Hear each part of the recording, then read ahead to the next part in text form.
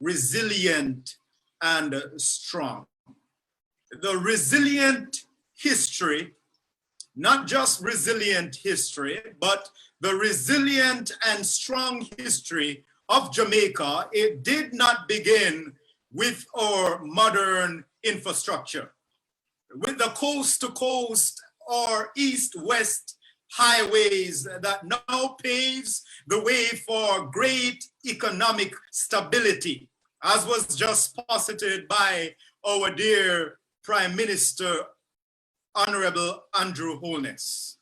But my beloved friends, it begins with a group of Black workers. I said a group of Black workers in a cane field fighting for justice.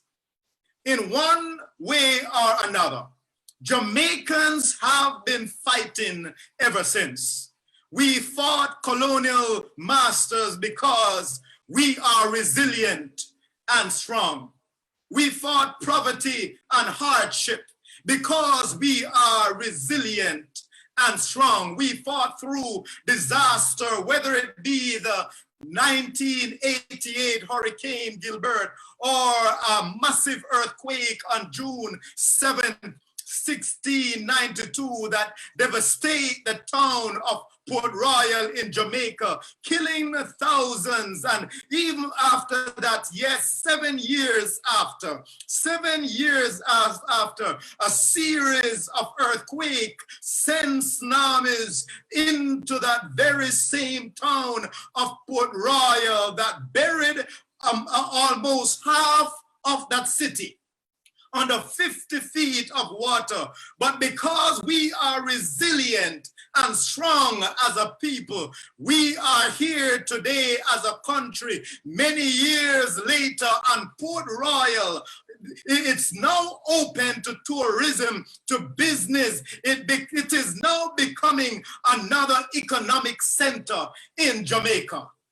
Oh, we praise the work of Honorable Andrew Holness and his team. It shows resilience, something that has been transmitted down through the age. We stand as a resilient and strong nation to the world, and in the words of Norman Manley, he echoes this clearly. We intend to walk the world on our feet and not on our knees. So as we are here in a strange country, we stand resilient and strong from 1494, when Christopher Columbus, he stumbled upon us. We have been living as a resilient and a strong people.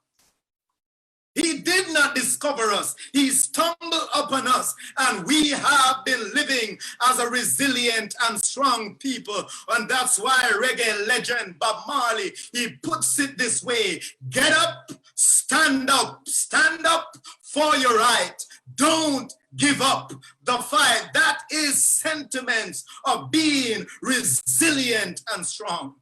Oh, my beloved friends, after 58 years since Monday, August 6, 1962, when we gain, or let me say it this way, when we regain our independence, because we were independent before we were placed in slavery. So on Monday, August 6, 1962, when we regain our independence, when the British colonial flag gave way to the black, the green, and the gold, we are still resilient and strong. And as was just said, my beloved friends, oh, these colors, it is more than just color and material. The black, it depicts our strength and our creativity as a people. The gold, it tells of the natural beauty, the sunlight and the wealth of a country and its people. And the green, it signifies the hope and the agricultural resources, the lands, the wood and the water. Oh, my beloved friends, it tells that this Jamaica, land we love, It is a nation that is populated with people who are resilient and strong. Oh, yes, my brothers and sisters, after 58 years, we are still resilient and strong. No, we are not mimpy-wimpy. We are not mumpy-pumpy. We are not wishy-washy, but we are resilient and we are strong. The American Psychological Association, they define resilience as the process of adapting well in the face of adversity. Adapting well in the face of trauma. Adapting well in the face of tragedy, threats, or even significant source of stress.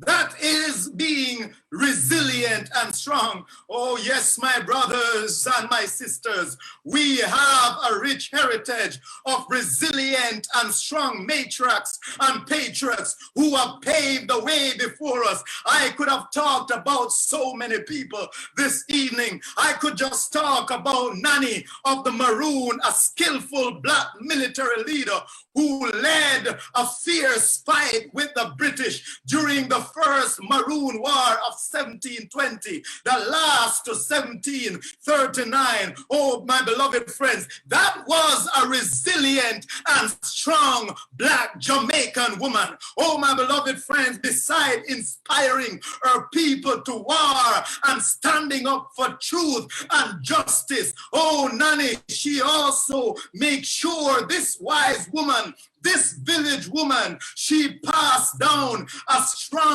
legacy and she encouraged her people. She encouraged the nation to stay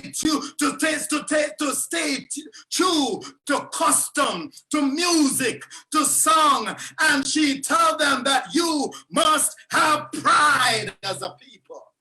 Oh, I could have gone on and talk about Nani. Perhaps I could have just talked about Samuel Sharp. Oh, we could talk about Samuel Sharp. I grew up and history introduced him to me as Sam Sharp. Oh, yes, he was the main instigator of the 1831 slave rebellion, people who were under oppression, which this slave rebellion, it began when he told them, it's time for you to get up and stand up for your right. Oh, which this slave rebellion, it causes a ricocheting effect that resulted into the lift of slavery. Oh, I was not there, but I could just imagine what transpired at the Kissington estate in St. James. Oh, as Sam Sharp and a few bad boys, they walked up to that guest house that is filled by the British masters who were whipping them. They in the morning, in the noon, and the night, they walked up to that house that they were cleaning. They walked up to that house that they were not privileged to drink out of even a plastic cup or an enamel cup, or even to pee in one of their chimney. But they walked up to that house and they set that house on fire. Oh, my beloved friends, a terrible retribution followed. Yes, but they were not careful about the retribution. They were careful about living as a free people. Yes, over 500 slaves lost their lives after that. But my beloved friends, what they did, it did not stop there.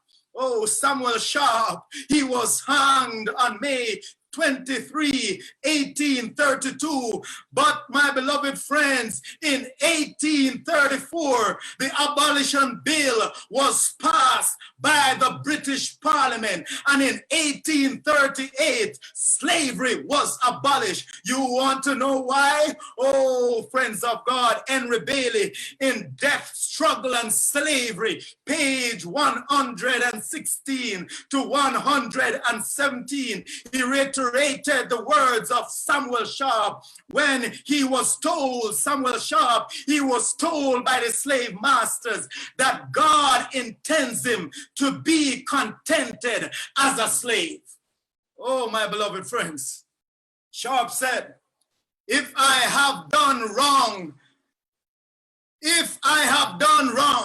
I trust that I will be forgiven, for I cast myself upon atonement. Oh, but here is this, and this is what I learned in school as I go back for this quote. I did not know the first part, but I know well the last part. It said, and I would rather die upon a yonder gallows than to live in slavery. That's a resilient man.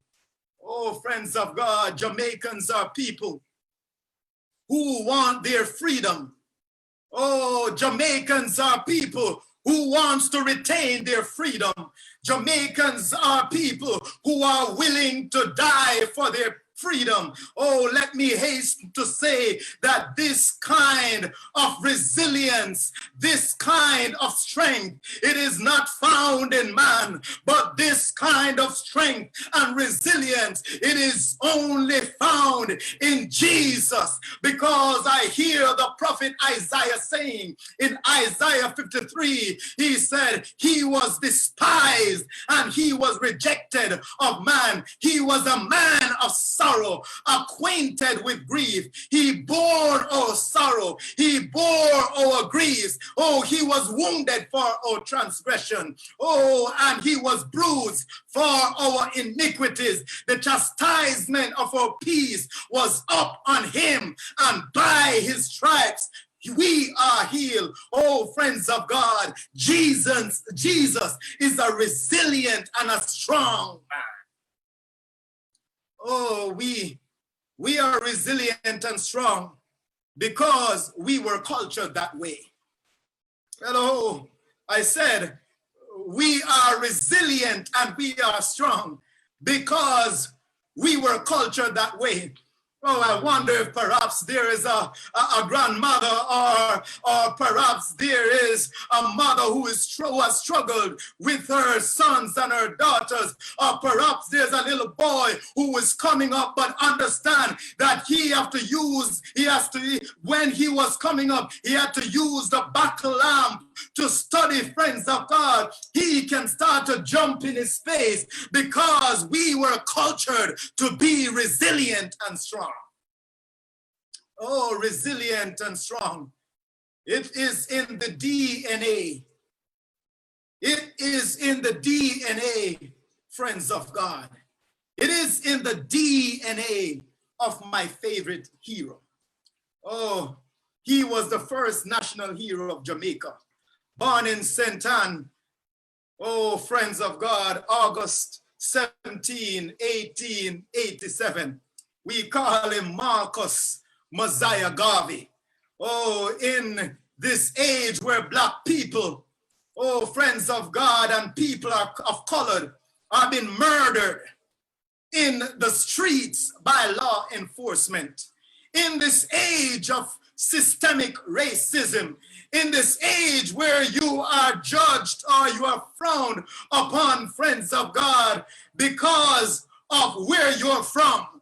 Oh, friends of God, we got to talk about Marcus Garvey. Oh, we need more men and women who are resilient and strong like Garvey. You see, after he traveled the world, because he have a sense of duty to the world, after he traveled the world and observing the oppression of Black people, he returned to Jamaica, land we love, and he formed the Universal Negro Improvement Association that grew and it ricocheted to become an international organization that encouraged self-governance for Black people worldwide, self-help, economic projections and upliftment. It was an organization that stand against racial discrimination. That's the work of Marcus Garvey. So the Moran Bay Rebellion that he has led, it was not a selfish act. It was a fight for humanity. As Jamaicans, we have made our vows to God, which says, before God and all mankind, I pledge the love and loyalty of my heart, the wisdom and courage of my mind, not just for Jamaicans, but but it said the strength and vigor of my body in the service of my fellow citizens, Jamaican. Yes, I promise to stand up for justice, brotherhood, and peace, to work diligently and creatively, to think generously and honestly, so that Jamaica may, under God, increase in beauty, fellowship, and prosperity, and play her part. We can't leave this part out. And play her part in advancing the welfare of the whole human race. Oh, so on this Independence Day, I could have told the story of George William Gordon, or a Baptist deacon from Sunday got called Paul Bogle, or Norman Manley Washington. Perhaps I could have gone on and we just have a conversation about Sir Alexander Bustamante.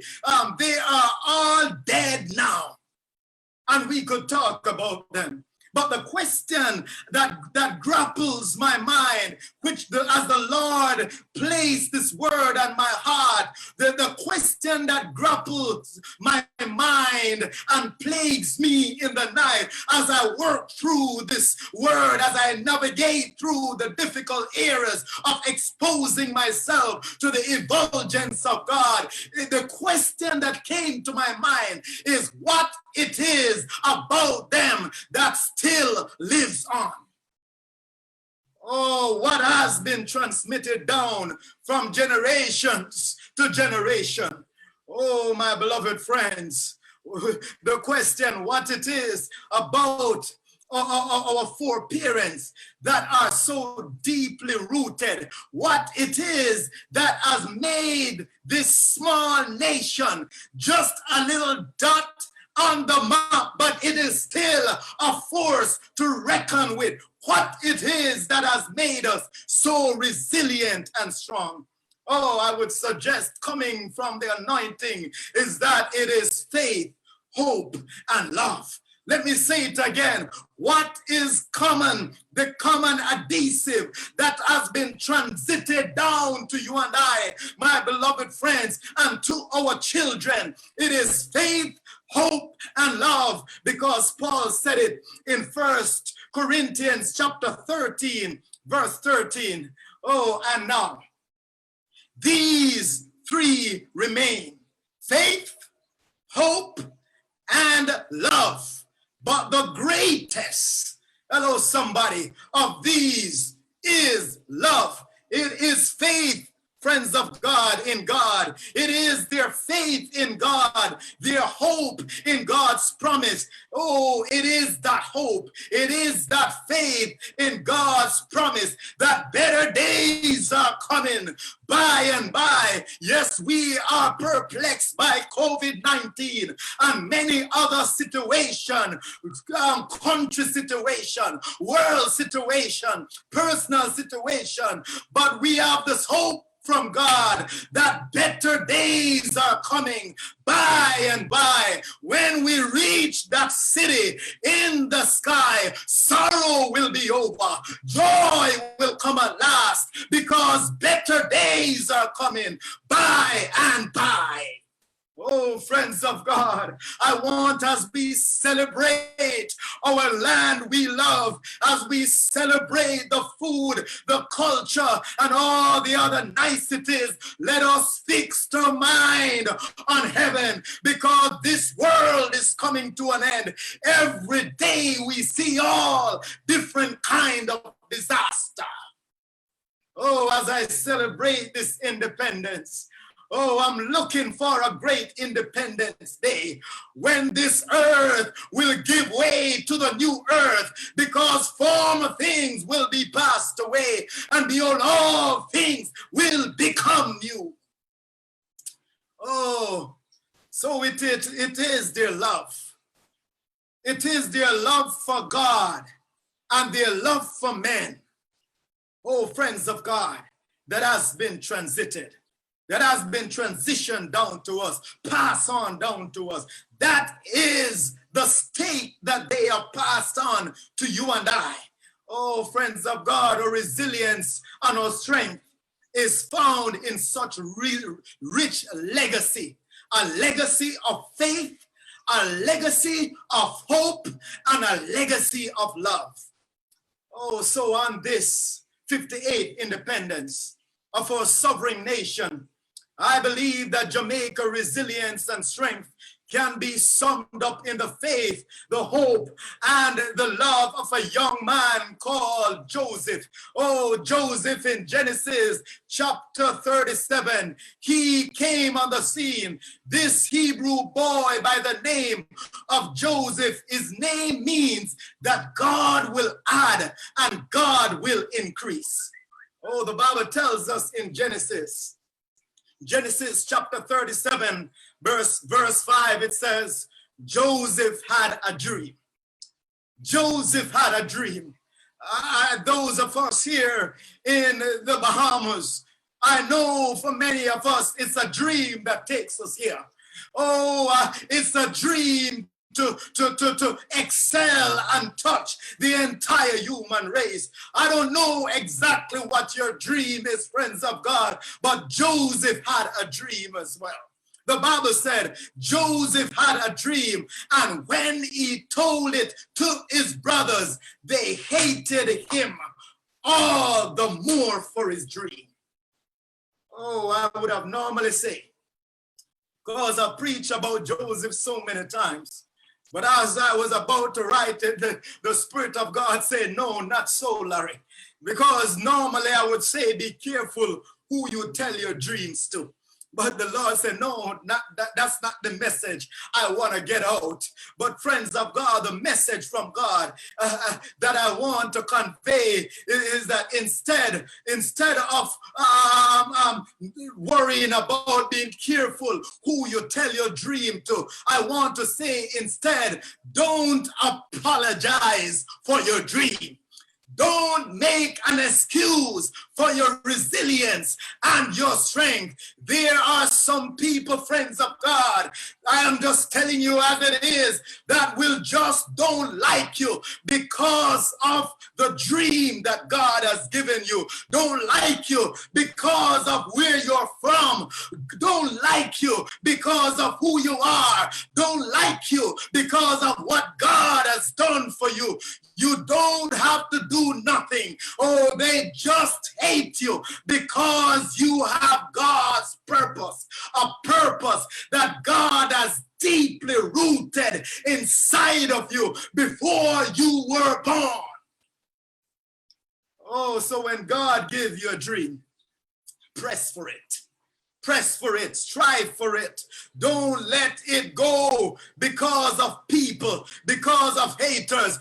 Don't give up on God's plan for your life, for your family, God's plan for your country, God's plan for where He has planted you. Whether you are here in the Bahamas, in Canada, in Jamaica, whether you're in the United States of America, in the deepest part of Africa, or even in Lebanon, where that bomb has or massive explosion has claimed the lives of many. Wherever you are, don't give up on God's plan for your life. It does not matter what you're going through right now. Don't give up because of people, and don't give up because of yourself. Oh, friends of God, I have been thrown in pits before.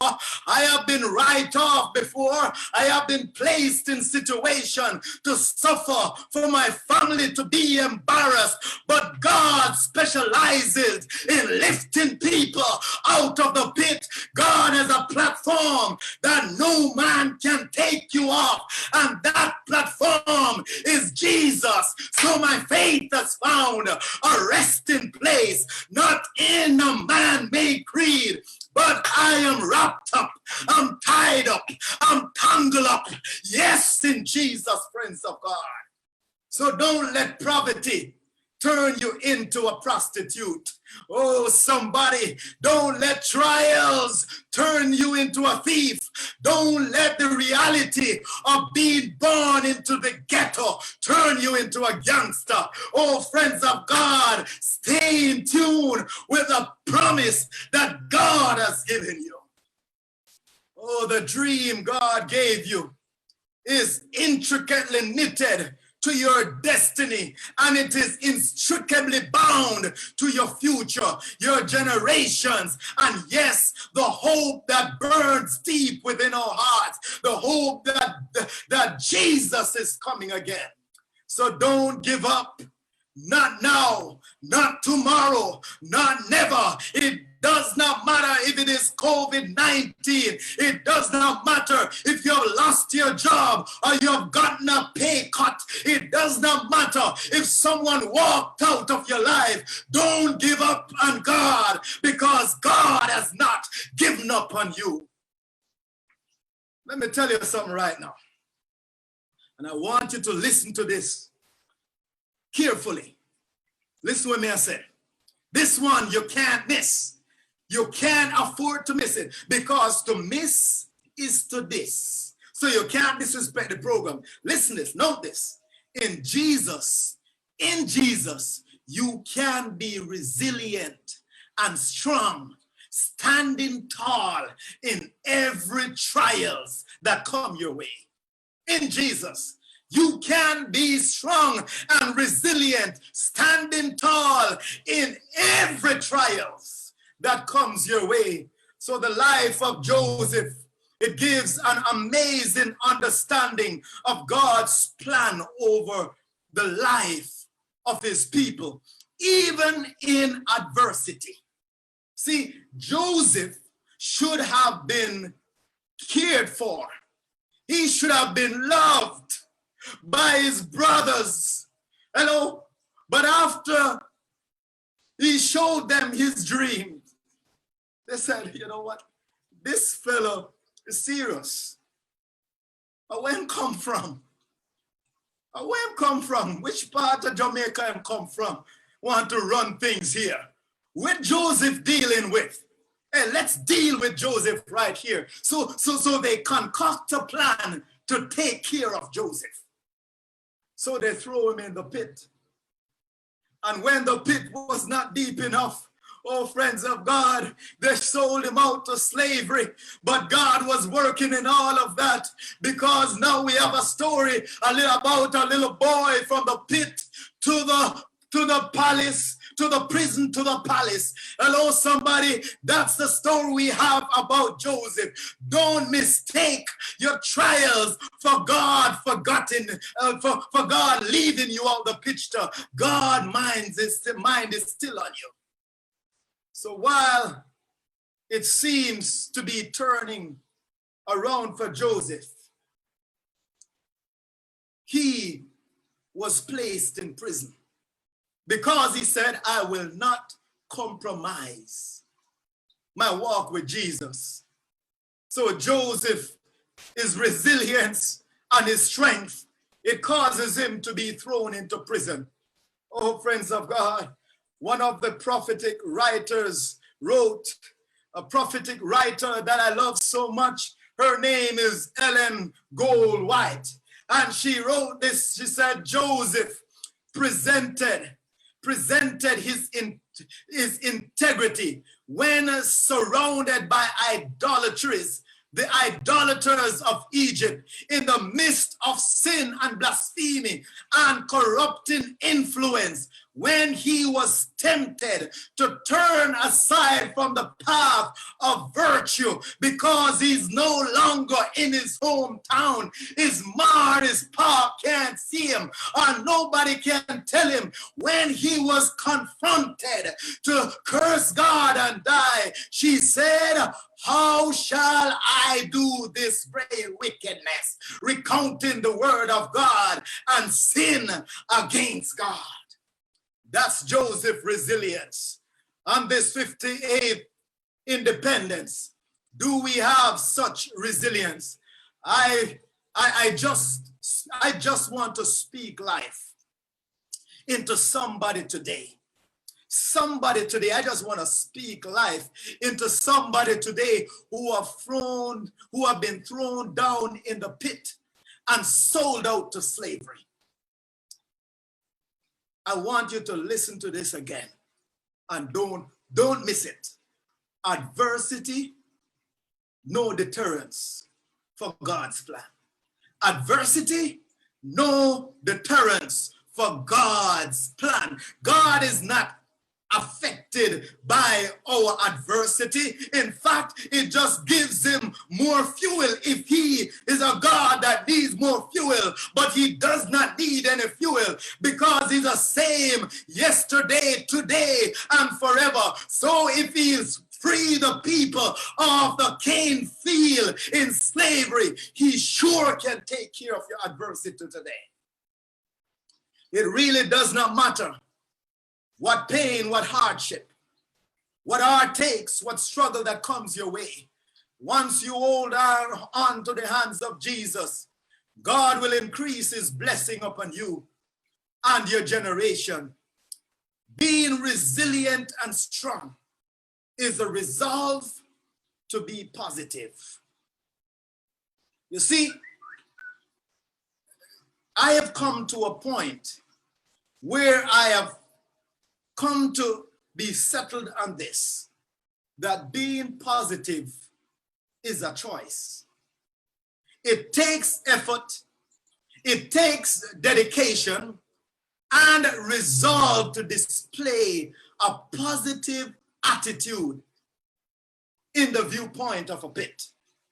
When you are looking up from a pit, or when you're looking out from a prison. But friends of God, understand, when you're in the pit bottom, the only way you can go is up. Hello, somebody. So when someone throw you in the pit and spit on you and then throw dirt on you, give God praise. That itself, it is soil, it is minerals, it is resource for your growth. So he was positive. Joseph was positive in prison, but he was not satisfied with being in prison. Joseph ended up in the pit, my brothers and sisters, but he was not satisfied in being in the pit. Oh, big dreams will change your life. What God has planted into you, it will change your life. Sometimes, friends of God, you have to go through the fire to come out as gold. And Jamaicans have gone through the fire. From around the world, we have gone through fires like every other human being. So, friends of God, it is crucial to cement your commitment to God, the God who gives you that dream. So never lose your love. Never lose your hope. Never lose or never give up on your faith. Hebrews chapter 11, verse 1, it said, "No, faith is confidence in what we hope for an assurance about what we do not see." So Joseph's disposition was not only important for himself, his resilience and his strength during adversity, it would cement in history a reference point where those Israelites under Egyptian bondage would refer to him as their national hero. Oh, friends of God, so when they were being whipped, the Israelites people, they were being whipped by their slave masters. They remember Joseph, but not only Joseph. Most importantly, they remember their God who delivered Joseph. when their sons were murdered by Pharaoh and law and enforcement officers because of the color of their skin, their heritage, or their nationality. They remembered Joseph, but most importantly, the God who raised up Joseph. When Pharaoh intensified their work and to make bricks without straw, they remembered Joseph. But most importantly, they remember the God who provided for Joseph through COVID-19, friends of God. Through COVID-19, remember the God of Joseph. Through economic collapse, remember the God of Joseph. You lost your job, but you have not lost your Jesus. You might have lost your health, but don't lose your hope, oh friends of God, because God, according to Dr. Lockridge, God is limitless, and God is not limited by your limitations. So understand this word when he said that God, who is he? He is enduringly strong. He is highly sincere. He is eternally steadfast. He is morally graceful. He is empirically powerful. Oh, who is he? He healed the sick. He cleansed the leper. He forgave their sins. He discharged the debtors. He delivered the captives. He defends the fugitives. He blessed the young. He served the unfortunate. He regards the aged. He rewards the diligent. He beautifies the meek because he's the King of Kings and he's the Lord of Lords. He's the road to redemption. Oh, friends of God, he's the holiness of heaven. That's God. That's my Savior. That's my Lord. Don't give up on your faith, your hope, and your love. Don't be mimpy-pimpy or mampy-pumpy. Don't be wishy-washy. Be strong and resilient. I can tell you about God. I can tell you about God, friends of God. Friends of God, my beloved friends, I can tell you about God. Because if it had not been for the Lord on my side, tell me where would I have been? I don't know, but God has been with me. I have a daddy who did not have much, but he raised some cows. But in the morning, he would go to Betty. And when he go to Betty, which is the big mother cow, and when he go, he would make sure that he milk that cow and bring the milk over to where we live and give me scald milk. That's the Father who cares. That's God who put that inside of him. Oh, many days there's nothing to eat, but I have a loving mother. I have a loving mother who would say, Larry, I want you to climb up to the furthest part in the breadfruit tree. And I want you to go up to the breadfruit tree. And when you go up to the breadfruit tree, I want you to pick the youngest because we don't have any meat kind. So all I have to do, Larry, is to just boil it and put some salt on it because God will provide. That's what I've gone through. I've been living in a house, friends of God, where I did not have to go outside to see outside. I'm not talking about looking through the window. I'm not talking about opening the door. I'm talking about looking through the roof. And all I'm seeing is whole. It was a holy house. Oh, friends of God, I've been through the tough. I know what it is because I know what it is to be in poverty. I know what it is to go through the struggle. I know what it is to be in want. Oh, when my parents struggled and get me through high school, they said, I don't know, but we wish you the best we can help you in college. But I went to Northern Caribbean University without a penny in my pocket, but a promise in my heart that God will be with me. Oh, friends of God, 5 years later, I did not only graduate with a bachelor, but I leave there not being a bachelor because I was exposed to Shakara, Benita Hepburn. Now she's green. God gave us later 3 children. You can tell me God can do anything. Oh, friends of God, but he placed that dream still. I went to a Spanish country that, and by the way, that teaches in Spanish. And I don't know Spanish.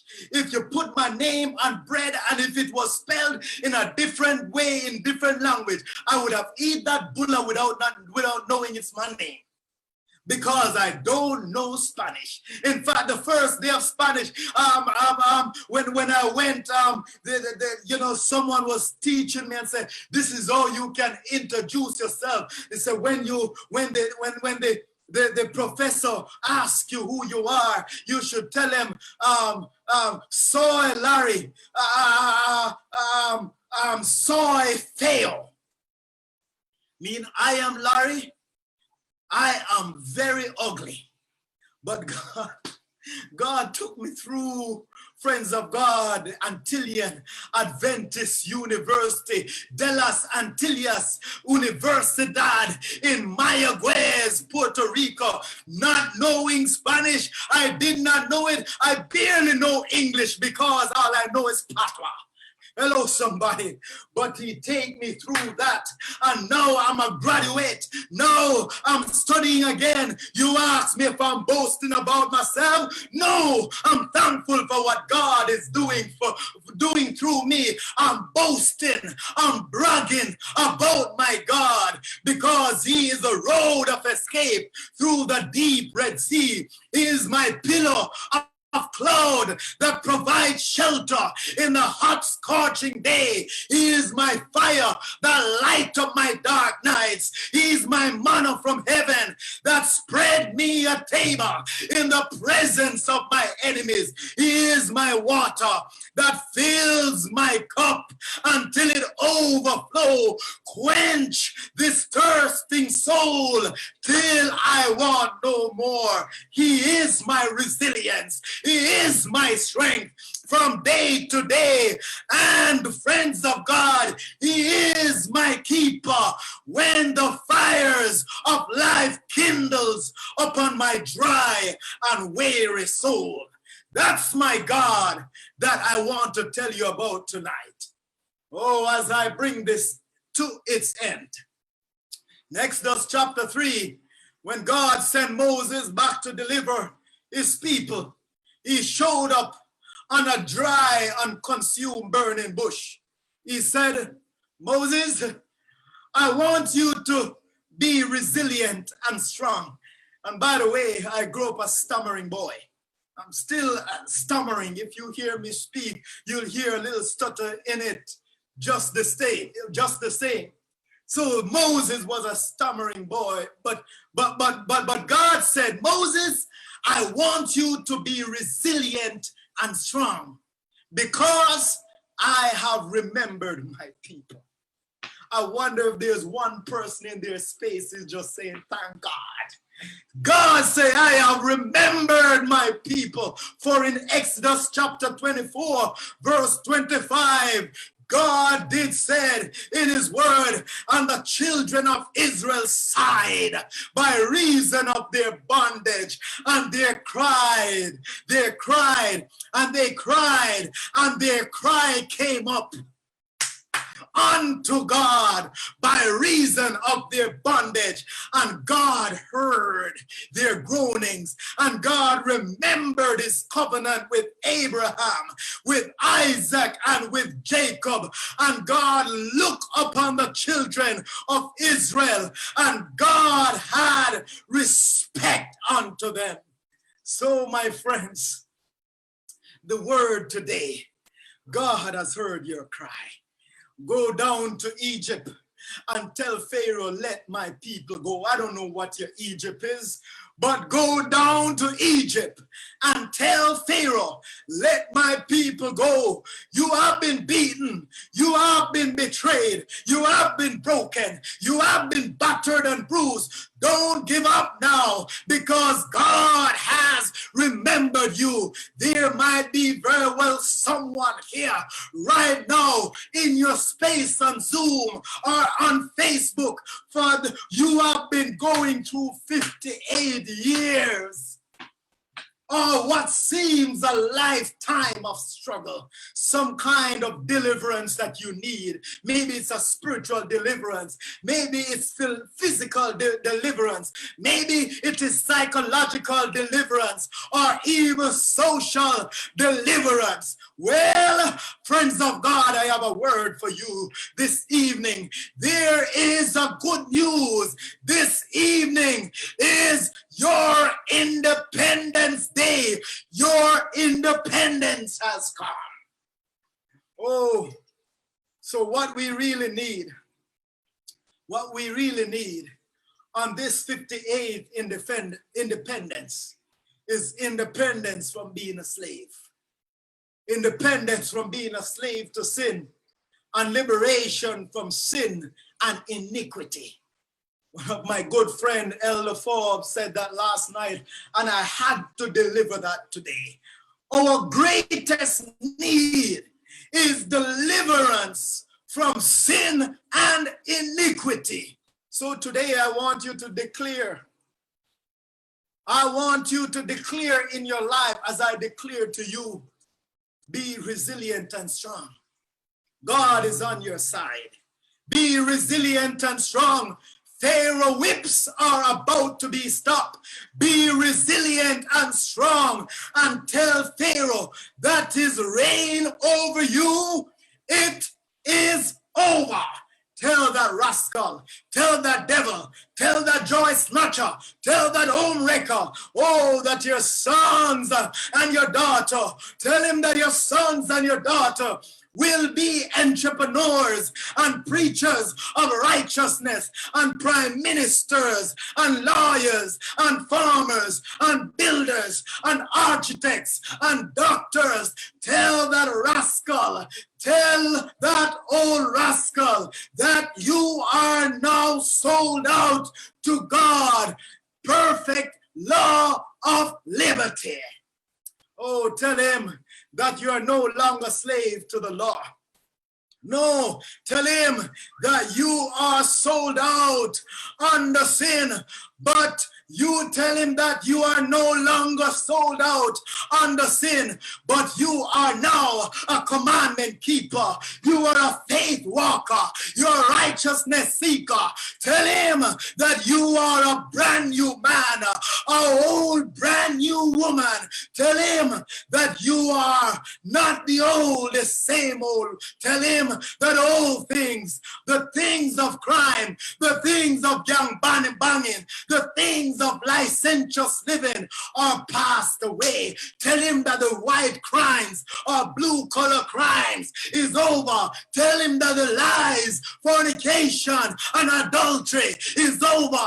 Tell him that his former things are now. Tell him that I am living for Jesus. Tell that old rascal, you gotta tell him that you are a new creation.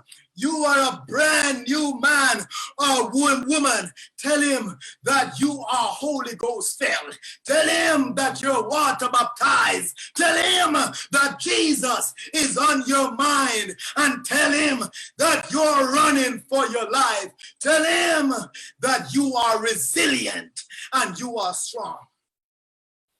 So, what is the heritage? What is the heritage passed down that influences us today? Beside the yam and the banana, the ackee, the salt fish, and the dumpling, what it is that make Usain Bolt or Shelley and Fraser Price or Asafa Powell or Joan Reed or Brianna Williams so fast? What it is that make a small country being such a strong wherever its people go.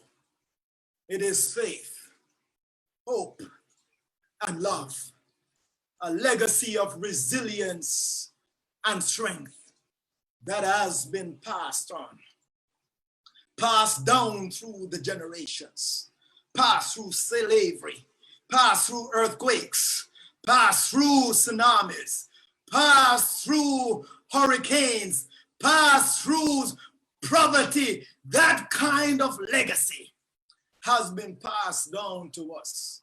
It must be continued. So, friends of God, that was the legacy that you, Sherlock, under the anointing of God, penned in these words that constitutes our national anthem. Eternal Father, bless our land. Guard us with thy mighty hand. Keep us free from evil powers, and be our lights through countless hours. To our leaders, great defenders, grant true wisdom from above. Justice be ours forever. Jamaica, Jamaica land we love. Oh, teach us true respect for all. Stir response to duty call. Strengthen us, the weak to cherish. Give us vision lest we perish. Knowledge send us. Heavenly Father, grant true wisdom from above. Justice, truth, be ours forever. Jamaica, Jamaica, Jamaica land we love. Jamaica, Jamaica land we love. Oh, friends of God, I have been away from Jamaica for so long. Many years, my family has missed me. Oh, their uncles, aunts, nieces, and nephews that missed me. Some I have never seen before. Some of my children, some of my families I've never seen before. So, friends of God, Jamaica land we love. It caused my mind to go to a great land that is fairer than they, in the sweet by and by. I'm looking for that city that is not, whose builder and maker is the same builder and maker of the land of Jamaica, the land of the Bahamas, the land of the United States of America. Oh, friends of God, who builder and maker is God. I pray that you're looking for that land today. Look to Jesus, the author and the finisher of our faith, our hope, and our love.